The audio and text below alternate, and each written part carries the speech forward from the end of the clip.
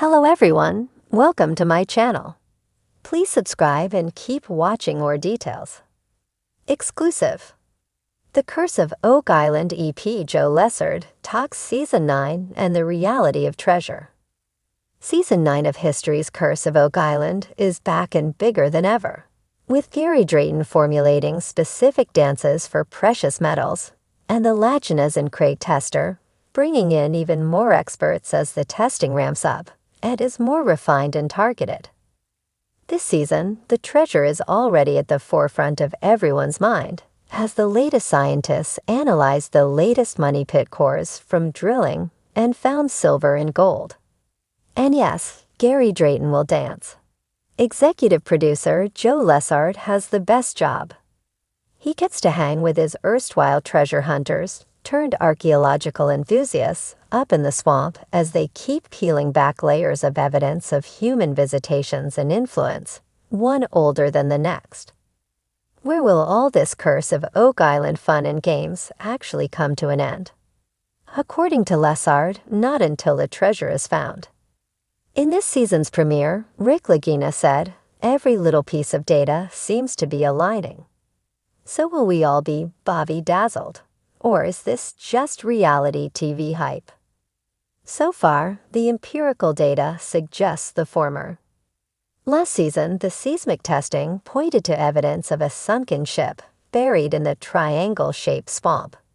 And with the cooperation of Tom Nolan, the son of the late Fred Nolan, Team Lagina has even more fire in their bellies to keep digging up the cold Canadian muck. Today, Monsters and Critics spoke to Lessard at length and got the details, spoiler-free of course, to geek you up for Season 9 on history. Monsters and Critics, Marty and Rick Lagina, they've been doing this for 10 years, even though it's Season 9, maybe a little bit longer. I know they've been obsessed with this for a long time. So what is setting Season 9 apart from all the others? And is there hope that they're going to find something significant? Joe Lessard. Well, the answer to the second question is always. The first question is what sets this season aside from the rest.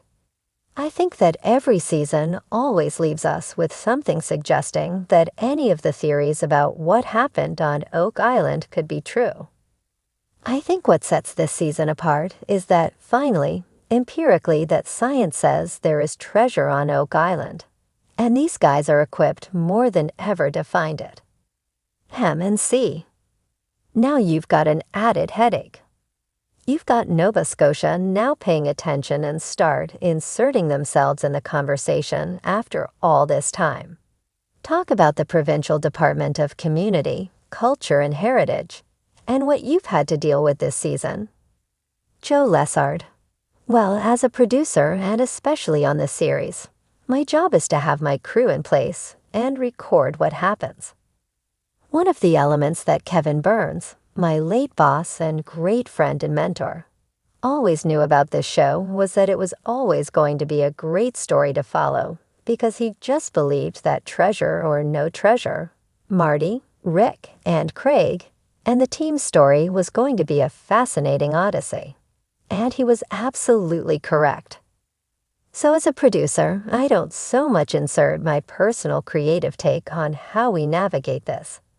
How do we navigate that? It's really what these guys' process reveals, and we just follow it. The Nova Scotia government has taken more interest, and the audience will see what that entails as the season unfolds. But really, it's just a significant validation. These guys have proven the Oak Island mystery is as serious and as real as anyone ever imagined or hoped. C. You mentioned Kevin Burns, and I interviewed him a few years back. I know the show had his heart, talk a bit of him, and how he had influenced Prometheus's content, and just what you'd want fans to know. Joe Lessard. Well, Kevin was Prometheus's entertainment for me. Prometheus was a derivative for Prometheus, who was a titan that gave man fire. And that's what Kevin was to storytelling. He knew how to light the fuse. He knew how to blow it up, and he knew what it took to make a great hit. And finding the balanced story through Rick and Marty Lagina's point of view was his perfect brainchild that he could not have written any better. We had done a short segment on Oak Island and the very first 2-hour special with the season of Ancient Aliens that we had done. That was when we first learned of the Money Pit. It hadn't been on our radar before then, and Kevin was just fascinated by the story and the possibility something could be going on the island. And so curiosity led to the discovery, and that the Laginas were just about to renew the treasure trove license. They had been partners with Dan Blankenship, who had been there since the 60s. It had been dormant for a while, and they were working on getting the legal permissions to start searching again, right around the time that Kevin realized they were out there. So I got to accompany him to Michigan. We met with Rick, Marty, and Craig Tester, and it all slowly unfolded from there. They did not pitch themselves as a television show, so Kevin Burns had to convince them to be a part of one. And I think it's been for all of our benefit. It was just a great credit to Kevin and his intuition about good storytelling, and they weren't going to do it at first. They had no interest in being on television. Marty was a very busy businessman. Still is, along with Craig Tester. Rick did not want to be in front of the camera. He said, "Make a documentary on Oak Island. Everyone will love it. It's a great story." It's what got me hooked, and Kevin had to convince them how their point of view would be so important to people. And they were like, "Well, that's great, but we're not TV people." And in that discussion, they related to how they'd been obsessed with the Oak Island story since they were just boys, and it was always their dream to be a part of the Oak Island story somehow. And Kevin said, "Well, when I was a 10-year-old boy, my dream was somehow to be a part of the Lost in Space story. And now I control the rights to Lost in Space, and you guys control the rights to Oak Island. And this is what dreams are made of. And this is the essence of the human spirit." And that roped them, Marty, Rick, and Craig, into the TV series. Joe Lessard, we don't have a say or a hand in casting so much. Now and then, as producers, it behooves us to do our research and try to help make suggestions where we can, in terms of technology or expertise. But it's Rick, Marty, Craig, and the team. How Gary Drayton came into the fold occurred early in Season 2. Rick had the idea that he wanted to run a metal detector off the swamp and do so. So we had to go up there in February and film them for 12 hours a day in the freezing cold as they ran this gigantic metal detector across the frozen swamp. The company they had gotten in touch with to get the metal detector sent Gary Drayton as their representative to help operate and advise on its use. And Marty and Gary, just talking, hit it off. Marty got fascinated with Gary's pedigree and his path as a treasure hunter in his own right, and his passion for unlocking history. So when Season 4 was coming around, Marty literally had the idea that he wanted to get Gary Drayton on the team to scour that island with his detector and see what clues could be found. Joe Lessard. At this stage, yes, it was discovered last year in this supposedly natural swamp.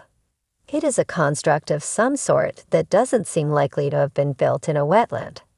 It definitely lends some credence to the romantic theory that Fred Nolan has always had since the late 1960s, that the swamp was completely man-made.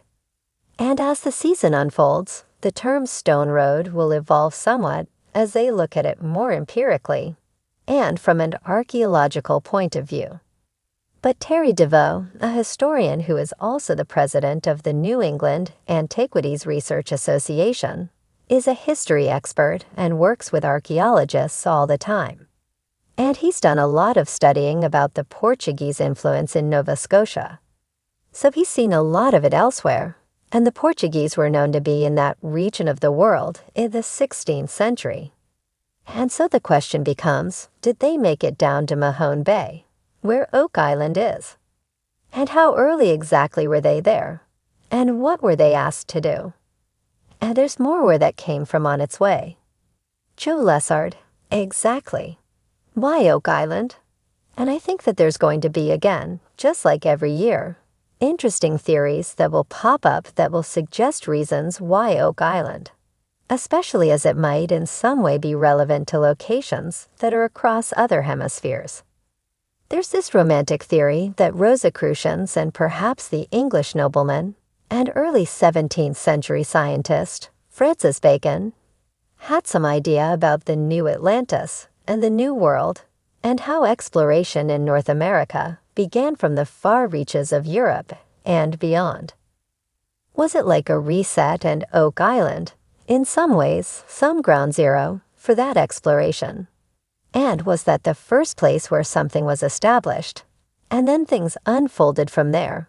And for whatever reason, it's either been forgotten or deliberately hidden.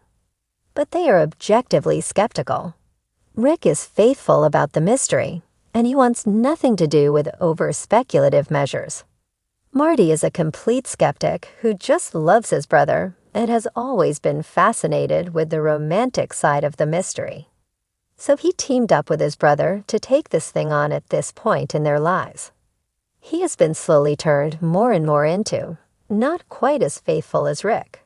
That would be quite a feat, but he's getting there. And it's because they keep digging. And it's because they keep working with archaeologists, geoscientists, geologists, metal detector experts, and different experts across the sciences. Last year, they found a piece of railing in the swamp that they believed was part of a ship. So they carbon dated the item multiple times, and it came back to 700 AD. So who was in North America with a finished piece of ship railing in 700 AD? We don't know. But it's in the Oak Island swamp. And that stone road, they think it might be 500 years or older. Well, then was that a different generation of someone who came there? It's all fascinating. And these are the kinds of things that will be further explored and proven more and more in Season 9. Joe Lessard. Well, we're always looking at things from a different angle and a different point of view. And if just maybe some scenario where one of those options plays out. We'll just have to wait and see how we do it where. We're not entirely through with the season yet, but as I said, empirical science has said that there's treasure on the island, and these guys are doing incredible things. And I think for the audience that has been faithful and robust and humbly in their numbers, I believe it'd be very gratified by what they see this season.